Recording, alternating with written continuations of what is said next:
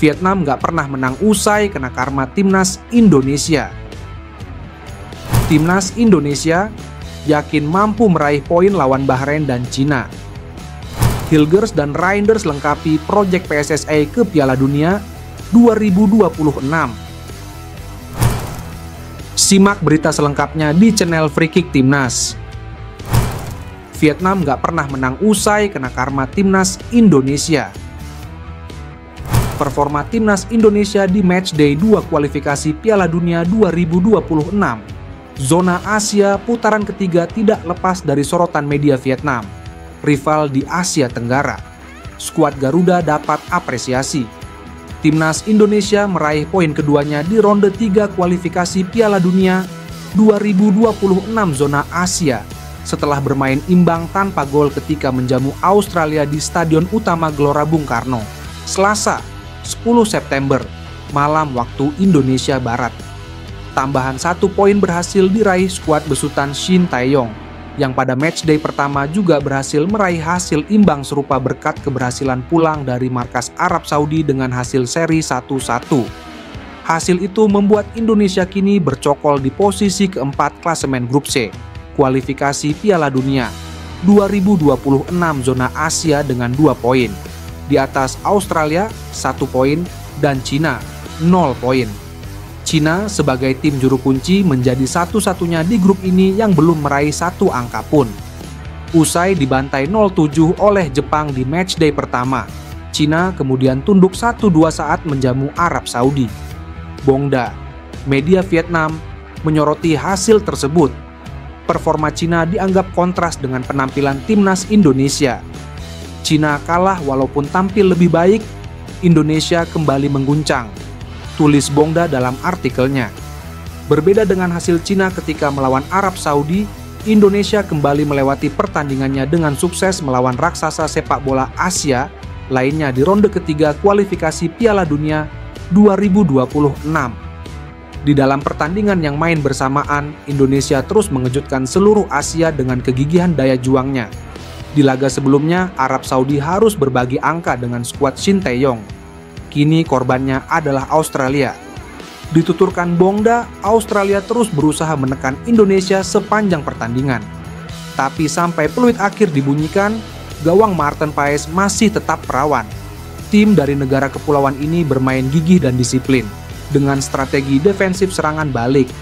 Terkadang, para pemain dengan seragam putih pun bikin supporter Australia deg-degan lewat serangan balik kilatnya, sebut Bongda. Timnas Indonesia yakin mampu meraih poin lawan Bahrain dan Cina.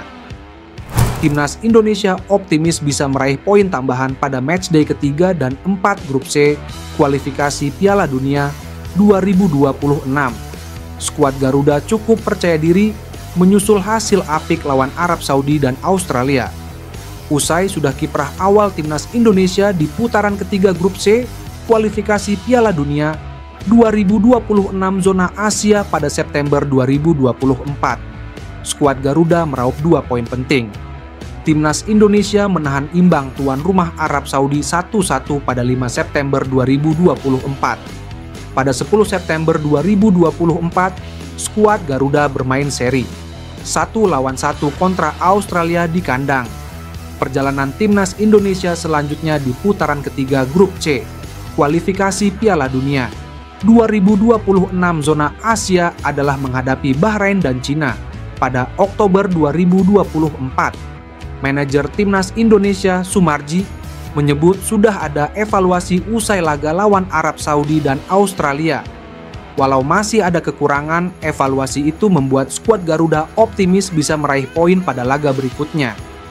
Tentu ada evaluasi dari pelatih Shin Tae-yong terkait hasil melawan Australia dan sebelumnya melawan Arab Saudi agar mendapat hasil positif pada laga selanjutnya, ujar Sumarji. Dengan torehan 2 poin dari 2 pertandingan awal ini membuat seluruh pemain semakin termotivasi meraih hasil terbaik. Kita optimistis untuk pertandingan selanjutnya melawan Bahrain dan Cina.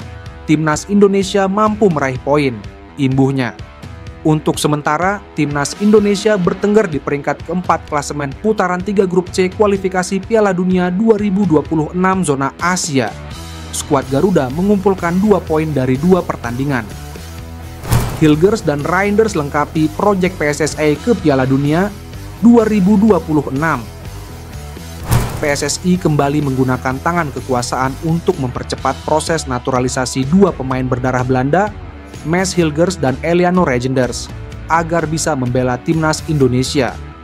Berkas naturalisasi Hilgers dan Eliano telah ditandatangani Presiden Joko Widodo Jokowi pada Kamis, 12 September. Padahal keduanya baru datang ke Jakarta pada Sabtu, 7 September lalu. Jika tidak ada aral, proses naturalisasi di DPR RI akan berlangsung pada pekan depan. Bila disetujui dalam rapat paripurna DPR RI, tinggal menunggu keputusan Presiden Kepres. Dari situ nantinya akan diambil prosesi pengambilan sumpah setia sebagai warga negara Indonesia, WNI, dilanjutkan pembuat kartu tanda penduduk, KTP, dan paspor. Saat semua dokumen ini tersedia, PSSI tinggal mengajukan perpindahan asosiasi kedua pemain dari Belanda, KNVB, ke Indonesia, PSSI di FIFA. Proses ini sepertinya bisa cepat. Pasalnya, Hilgers dan Eliano sama-sama tak pernah membela timnas Belanda. Hilgers hanya sempat di Belanda U21 sebelum 22 tahun.